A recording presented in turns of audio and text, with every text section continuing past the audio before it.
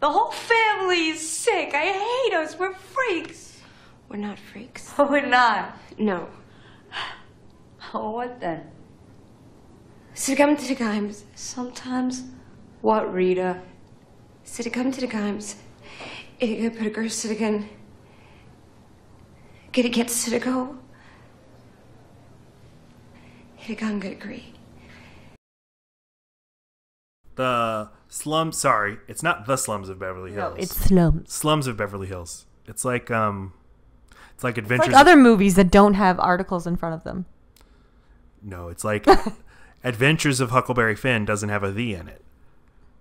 Tom Sawyer, The Adventures of Tom Sawyer, Adventures of Huckleberry Finn. One's a lot more mature, you see. I feel it. So it's kind of like this. Slums of Beverly Hills is a film from 1998, directed by Tamara Jenkins. Jenkins. You got it. You nailed it. All of it. When I start thinking about the pronunciation of that word, I get fucked up. I know you do. Jenkins. Mr. Jenkins? You've done it. Natasha Lyonne is the star. Also, Alan Arkin, Marissa Tomei. Lacey. Yes. This is Lacey's movie. Please talk to us about this movie that we watched 2 weeks ago. All right. Okay, well, for me, this movie, this time around, it hit me about the way it always hits me, which is that a lot of it's uncomfortable. But I wasn't watching this movie as, let's see, when did it come out? Sorry? 98. Do you want to say a little bit about what it is? Sure. Okay, 98. I'm trying to think. 8th grade. How old would I be? 13? Yeah. Okay, so still pre-period. You're welcome for that information.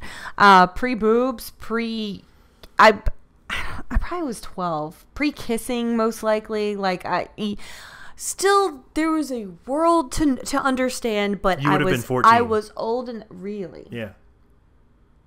It came out August 98. Well, okay, wasn't pre-kissing then, but I still could have been pre-period. Hashtag math counts. Late bloomer. Anyway, a lot of anxiety over. This is a movie about a girl and her two brothers and her dad. It's a the mom is not in the picture. She's not dead. Just doesn't want them. That's interesting to me. And they are. The movie opens with the dad waking her up to hastily pack the most important things because they are going to be moving again in the middle of the night, not outside of the school district, mind you, just to another shithole apartment because he's rent dodging. Now, I've moved 34 times and I am 33 years old. So this hit very near to me. When I tell people I've moved that many times, they think, "Oh, you Navy brat? You've seen the country, have you?" No, I've seen every apartment complex Metairie, Louisiana has to offer. Yeah. We did not necessarily ever move outside of the school district I was in, though we eventually did. But we mainly were moving because a new guy was on my mom's plate, or a new marriage, or just it's time to pack up. Let's switch it up because obviously our bad juju's in this apartment. Let's go to something else. And that's why, I mean, we've been married 5 years. We've lived together that long. We've been in the same place for a while, but every once in a while you do feel. I notice in you start to get to like, maybe I should move this bed over to this side of the room, or what did you say if we switch out this room with this room? Let's put our kitchen in our bathroom. Yeah. Just anything to change up because I get around a year into any kind of place, I start to feel like, well, why aren't we packing? Great observation by this movie that the kid that Natasha Lyonne, Vivian, right? Mm-hmm. Her, when she gets woken up by Alan Arkin, she's annoyed by it, but it's not. No, this isn't shocking or anything. This is just part of life. Right, yeah, no, time to do this again. That kids totally adapt to whatever they have to go through.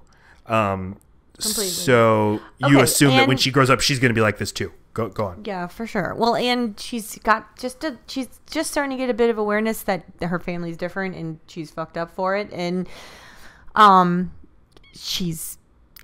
I was obsessed with the idea of when was I going to grow my boobs, and in this movie they present it. It's a movie very much about her boobs. The breasts come. The word breast is said many times, and everyone who is on screen, except for maybe a handful of people, at some point talk about Viv's boobs. That just keeps happening. And they say breasts. Yes. And this drives you Yes. crazy. Or refer to her figure or whatever.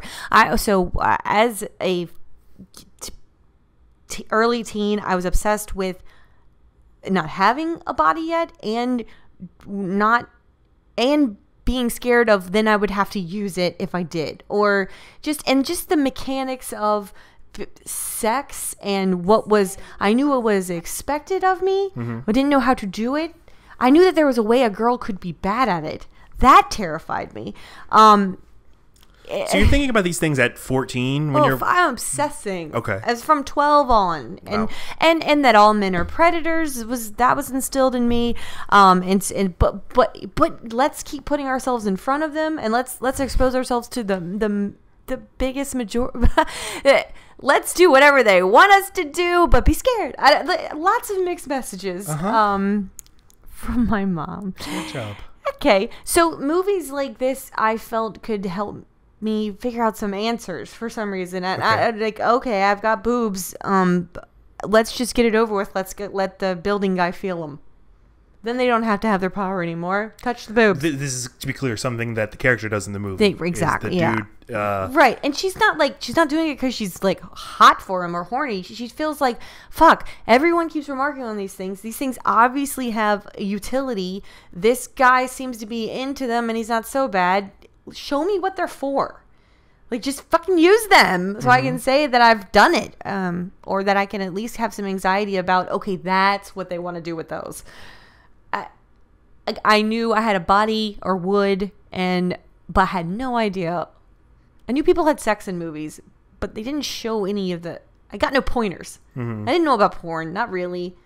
I certainly didn't think it could be a tool to answer these questions. I just thought, okay, another teenage girl. She moves around a lot, but whatever she does with her boobs and vagina, that I'm gonna do that. This was set in the 70s in a more sexually liberated time, I would say, than the mid 90s. Oh, and let me say this: I had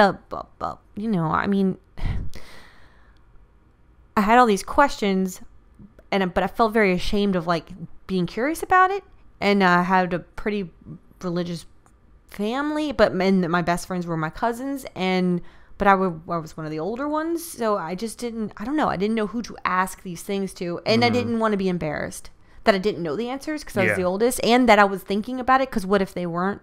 And it's a impossible situation where you both have to know so much and then also don't know too much, because what kind of girl are you? Right. I didn't want to be too in the know, but and just for my sake, so that I weren't constantly being nervous about what my next boyfriend might want from me. Anyway, childhood sucks. Let's never do that again. Ew. So this movie is that. So I got taken back to that place watching it again, and it makes me just as uncomfortable as it ever did, but I feel what a makes kinship with it. What makes you uncomfortable about it? The way she feels exposed all the time, or that the world's constantly looking and expecting things of her because she's a girl, and the girl of this family with two brothers and who are very comfortable just being shirtless, wearing their underwear. Yeah, just wearing their whitey tighties just around the house. Right, but she can't do that, and nor does she want to. And it just... They're not shy about talking to her about her body, to talk about her boobs. Yes, she's still just an object to them, too. Yeah. She's their sister who they can say whatever the fuck they want. And the cousin, Reba, what the hell's her name? Marissa Tomei? Yeah. Rita. Okay. Her character's all just, give me uncle, give me huggy. Like the act, I know that girl, and that, and just this.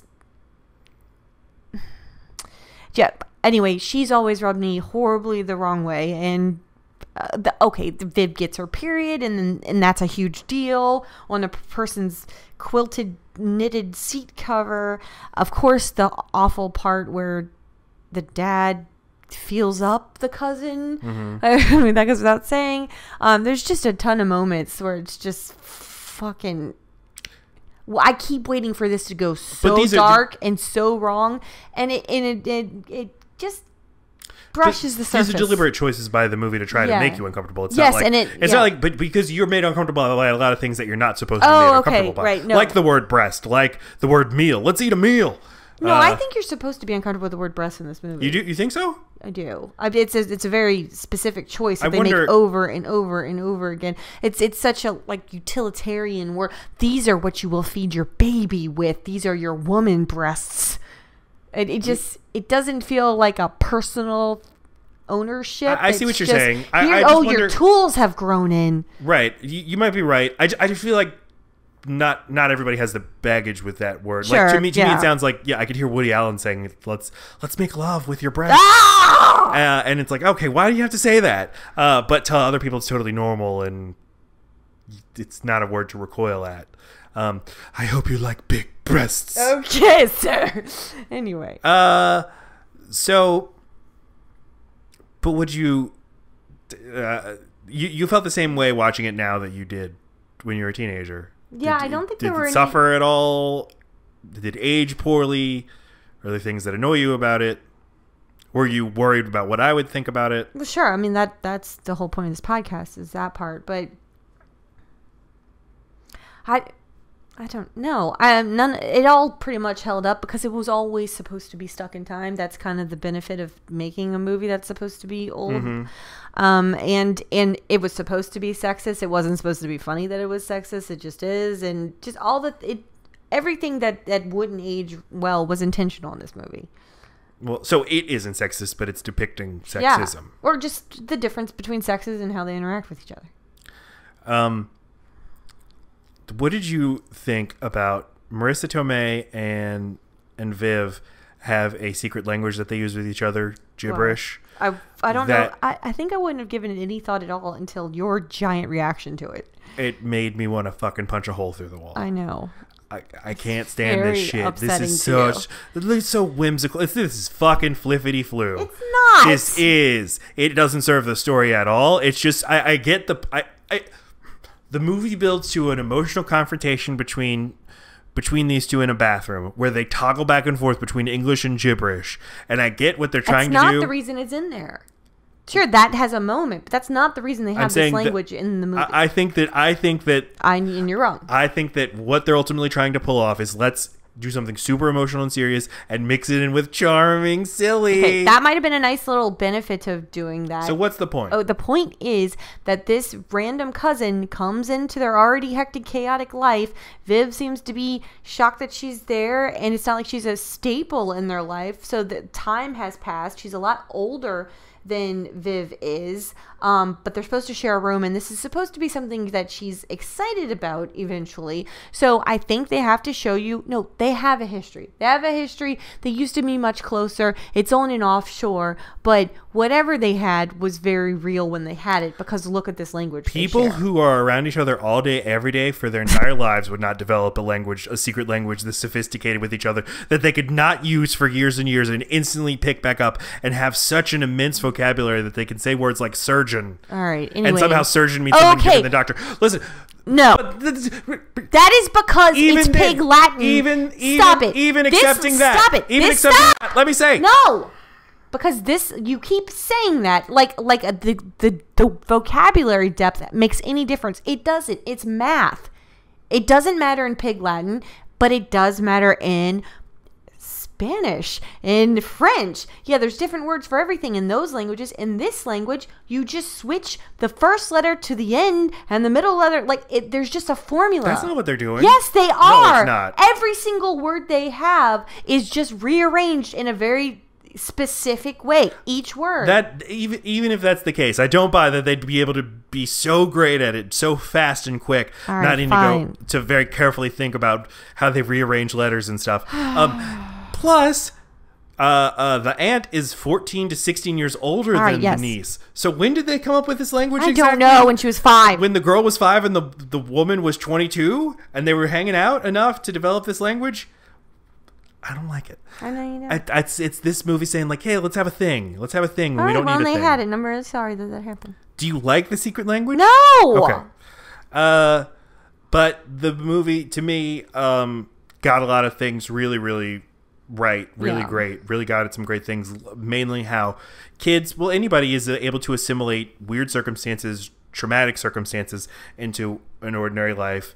And the way that like fucked up families work, how like the most important thing when you're in a fucked up family is like kind of just keeping the status quo going, even if it's not ideal, and keeping it in the family. Like no one says let's keep this in the family more than the most fucked up family. Think of the mafia. That's true. Think of the Trumps. Like it's all about when you need family loyalty. It's because there's a lot of fucked up shit inside of that.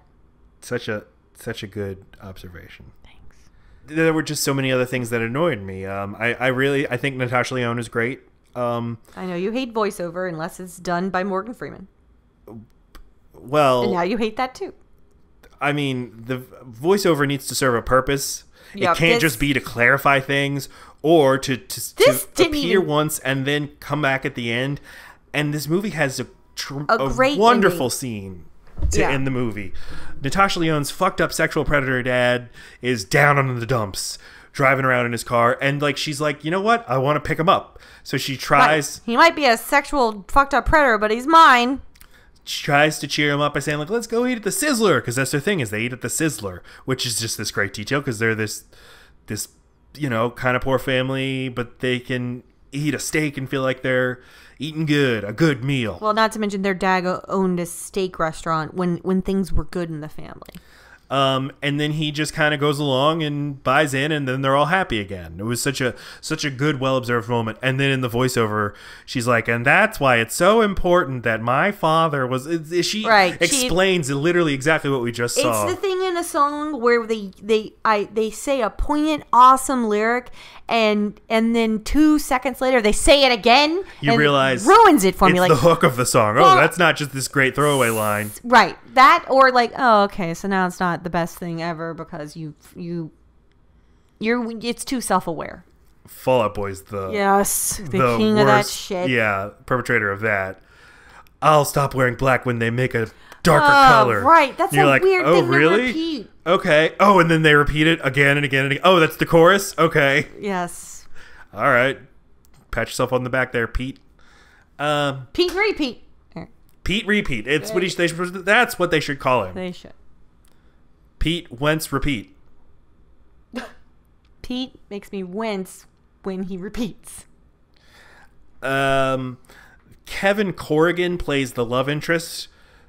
I, on the last podcast, said that he's a hunk, and you disagreed. I don't really know how to... Completely disagree, yeah. He's Is fine. he not supposed to be a good-looking... No, he's supposed to be fine. Dude? No, there's no way. If he were a heartthrob, then other people would have noticed. She's not a heartthrob. He's just supposed to be on her level, and he is. He's fine. Okay. And he never plays a hunk in anything else.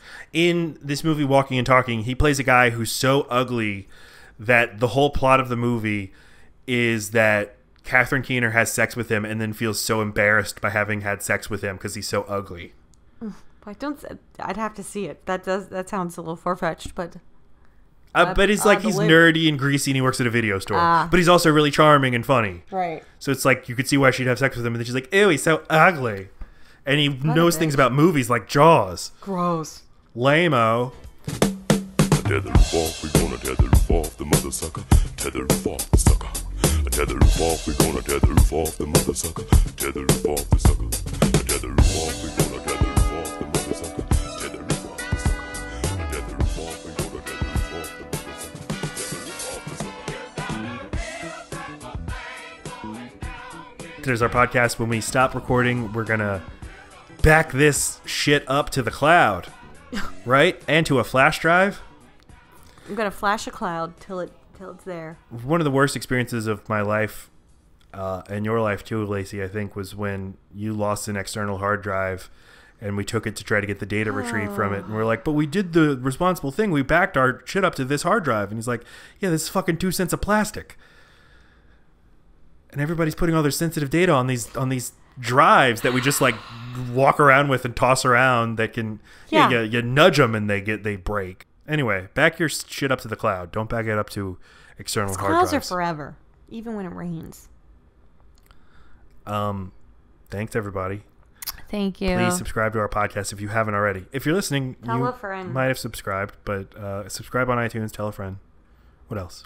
Do all the things. I mean, we are in a social media world. If you think it'll help us, do that. Follow our stuff and double tap and like shit.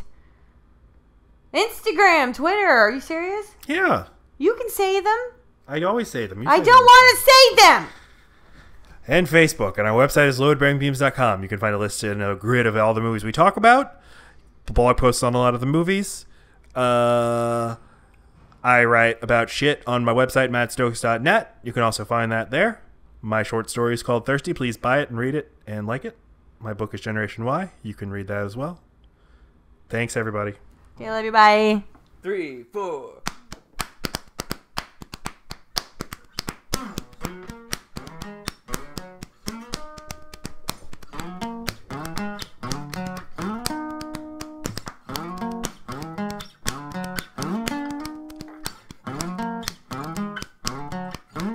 Everybody, love bearing beams, love bearing